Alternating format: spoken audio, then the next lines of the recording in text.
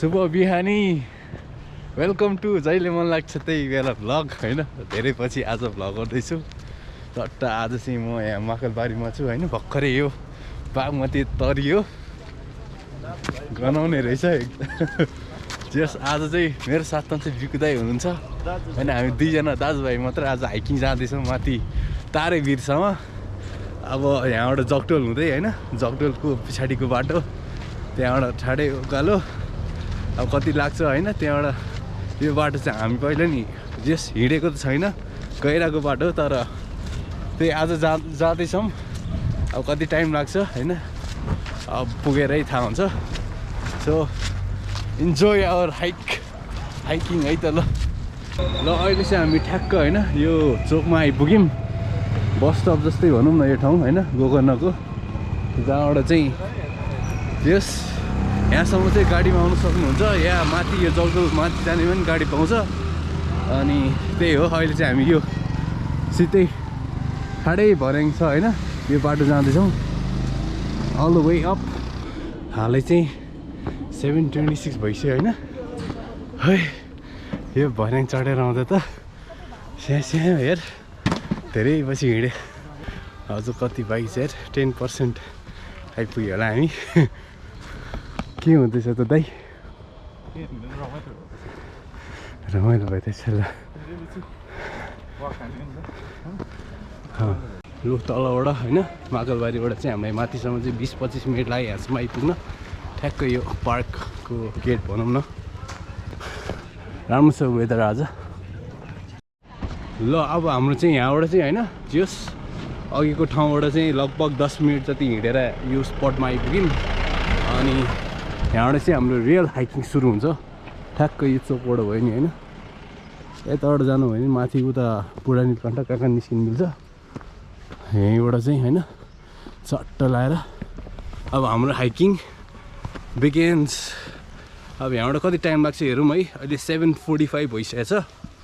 अब जहाँसम्म लाग्छ 2 घन्टा जस्तोमा माथि पुगिन्छ होला त्यो चाहिँ हाम्रो एस्टिमेसन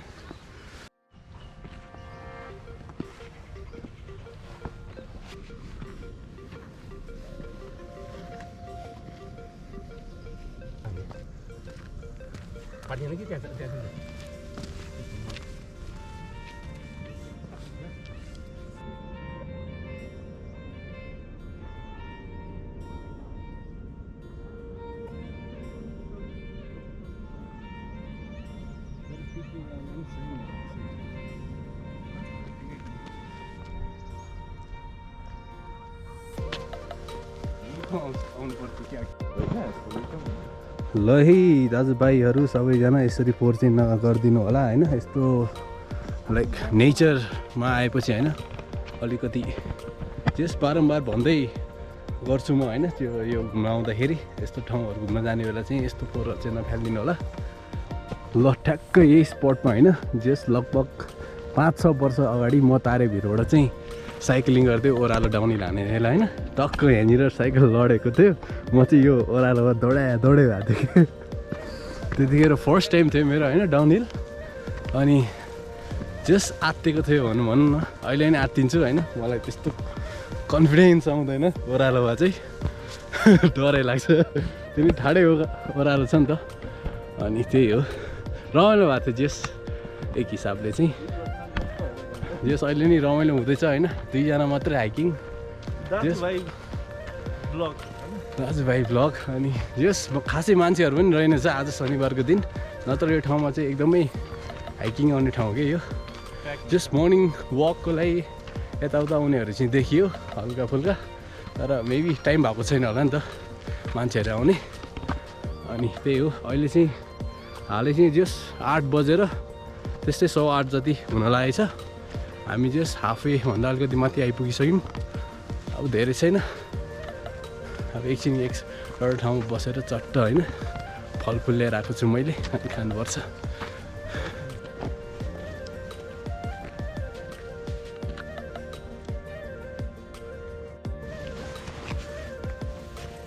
ल एकछिन विश्राम गरौँ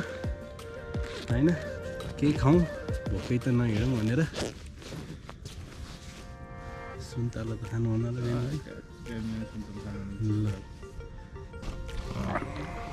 है मिठो स्याउ होइन चट्ट लाएर खाँदैछौँ अहिले घाम पनि मिठो लागिरहेछ अनि यो अब एकछिनमा होइन यो खान्छौँ रेस्ट गर्छौँ अनि फेरि माथितर्फ लाग्छौँ धेरै छैन अब 15-20 मिनटमा पुग्ला कि त्यति नलाग्ला कि होइन हेरौँ कति हुन्छ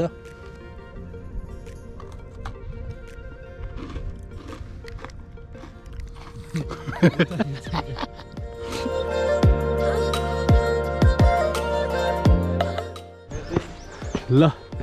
त्यस यो ठाउँमा चाहिँ यस्तो बोर्ड राखेर चाहिँ हुन्छ नि कोड जस्तो राख्दै रहेछ शाउट आउट है ल the earth has music for those who listen वाह मिठो यस पर पनि रहेछ ठाउँमा राखेर रहेछ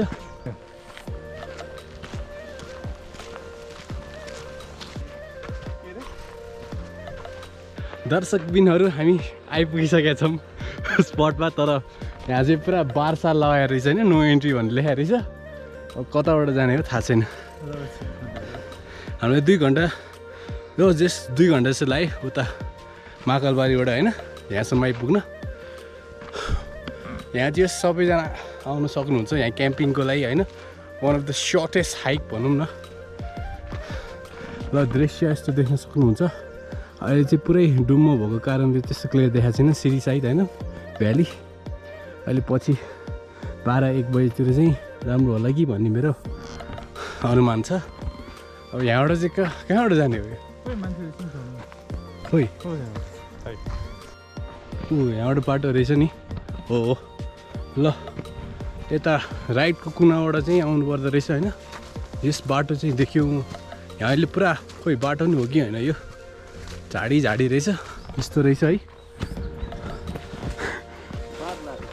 त्यही त यो अहिले पुरा प्राइभेट भयो जस्तो लाग्यो यो एरिया त्यही भएर यस्तो बार्सा लगाएको नत्र यो त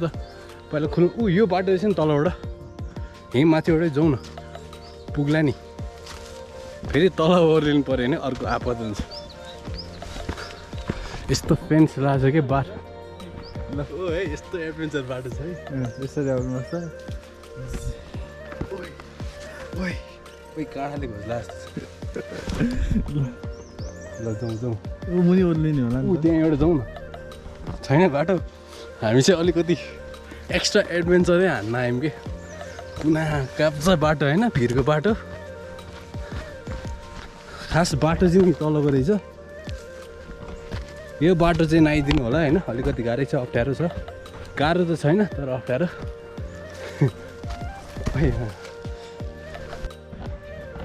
लो फाइनली होइन माथि आइपुग्यौँ यहाँको डिस्टेन्स चाहिँ 5 किलोमिटर्स लगभग हामीलाई 1.5 घन्टा जस्ट 2 घन्टा भनौँ न घरबाट अब अझै माथि जान सक्नुहुन्छ माथिबाट नागी गुम्बाहरू छ होइन साइक्लिस्टहरू आउँदैछ साइक्लिङको लागि पर्फेक्ट प्लेस हो यो डाउन हिल हान्नलाई अपहिल पनि राम्रो छ अहिले चाहिँ पुरा यस्तो बनाइसकेको रहेछ थुप्रै भयो यार 5-6 वर्ष यस्तै भयो यार यहाँ नआएको बाबाले बनाइसकेको रहेछ यहाँ ल दसैँमा खेल्न पाएन होइन पिङ अब खेल्दैछु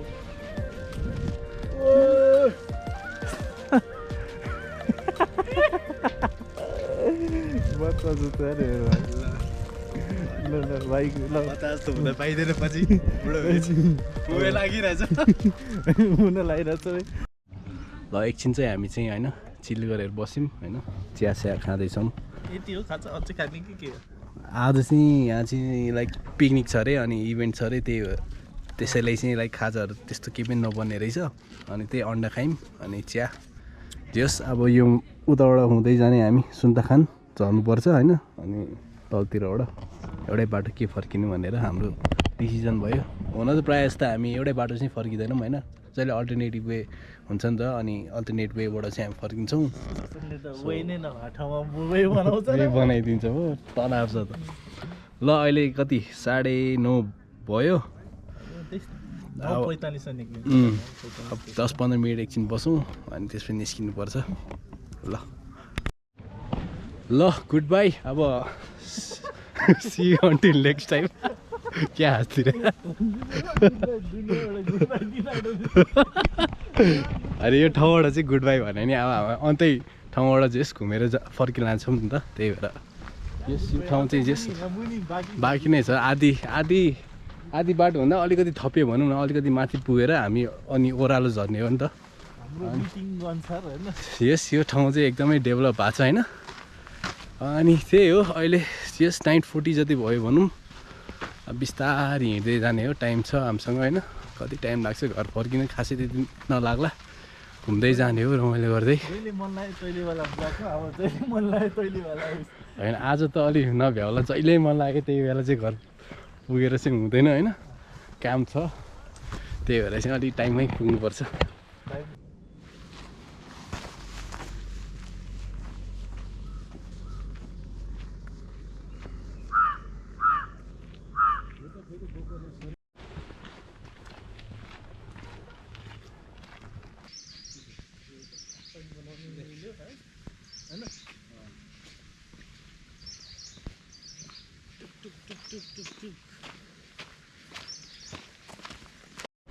ल अब चाहिँ उकालो चढ्न सक्यो होइन अब ओह्रालो सुन्ताखानतिर लाग्दैछौँ हामी कति टाइम लाग्दो रहेछ हेरौँ है त अहिले कति बज्यो भन्दाखेरि ठ्याक्क अघिको त्यो हामी बसेको चियाको ठाउँबाट चाहिँ 10 मिनटमा आइपुग्यौँ अनि जस्ट 9:52 भयो अब तल पुग्दा कति हुन्छ हेरौँ ल एकछिन अब होइन सुन्तला ब्रेक हाम्रो हतार छैन बिस्तारै जाउँ होइन अडिँदैन क्यामेरामा एन्टी लाइट पर्छ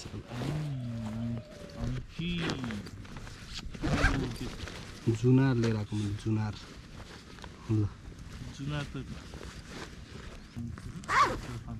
ल विथ बेरे नुन होइन ब्ल्याक सल्ट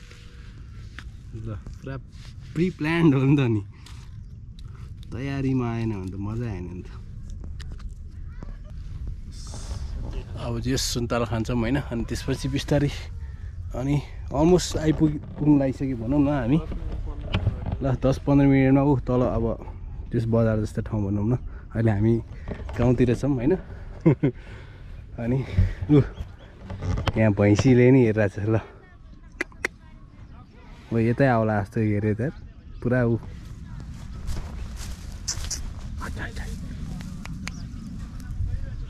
ऊ त्यहाँ तल पुग्ने अझ मेन बाटो हिँडेर अनि त्यसपछि महाकालबारी अनि घर पुग्छौँ झन्डै तलतिर आइपुगिसक्यो अब अलिकति बाँकी छ यस ढलानको बाटो भेट्यौँ होइन त्यसपछि तल गएपछि पिच बाटो हुन्छ त्यहाँबाट अनि धेरै छैन घर पुग्न अनि त्यही हो बिस्तारै हामी हाम्रो आजको होइन घुमघाम अन्तिम चरणमा टेकिसकेको छ मर्निङ वक हो हाम्रो निकै लामो मर्निङ वक भएछ हाम्रो आज लामो त भन्नु मिल्दैन तर ठिकै हो रमाइलो सर्ट हाइक भयो रमाइलो भयो होइन मजाले अब किलोमिटरहरू टोटलको हेर्नु पर्दाखेरि चाहिँ कति भएछ हेरौँ है त अहिलेसम्म चाहिँ अलमोस्ट 10 किलोमिटर जति भयो होइन अब घर पुग्दा यताउता गर्दा 11-12 जति होला कि भन्ने हाम्रो एस्टिमेसन रहेछ अनि त्यही हो ल यति भन्दै म यहीँ टुङ्गाउन चाहन्छु मेरो blog okay bye see you until next time ल लगभग 11:30 भयो होइन हामी चाहिँ आइपुग्यौँ टट्ट बिग्दाइको घरमा मेरो घर पुग्नु चाहिँ अझै टाइम छ हुन त 5-10 मिनटमा पुगिहाल्छ चट्ट यहाँबाट बाइकमा आएको थियो बिहान अनि बाइकबाट फर्किने त्यही हो सजिलो बनाइदिएको नि आफूलाई पनि होइन कति हिँड्नु भनेर त्यो यहाँसम्म चाहिँ टोटल किलोमिटर कति भयो भन्दा 13.26 किलोमिटर भएछ त्यस हाम्रो चाहिँ हिँडाइ चाहिँ 3.5 घन्टा जति भनौँ न अनि आजको लागि यति नै होइन पछि पनि फेरि मौका आयो भने भेटौँला ओके बाई